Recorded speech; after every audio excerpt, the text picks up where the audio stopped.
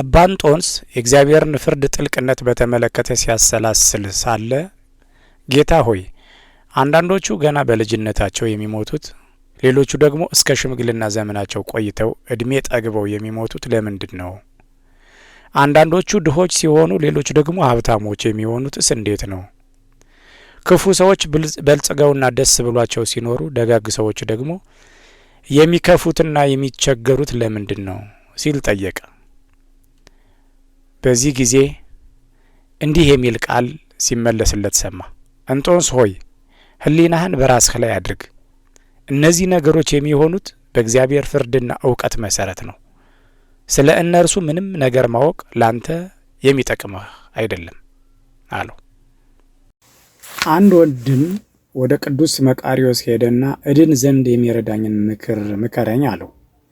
መቃርዮስም ወደ መቃብር ቦታ ሂድና ሙታንን ስደባቸው አለው።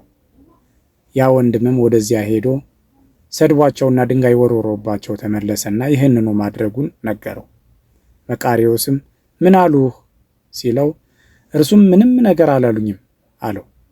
አረጋዊውም ነገ ተመልሰህ ሂድና አመስግናቸው አለው። ያ ወንድምም ተመልሶ ሄደና እናንተ ሐዋርያት፣ ቅዱሳን፣ ጻድቃን ሰዎች ናችሁ እያለ ሲያመሰግናቸው ውሎ ተመለሰ። አረጋዊውም ምንም አልመለሱልህም አለው። እርሱም ኧረ ምንም የለም አለ።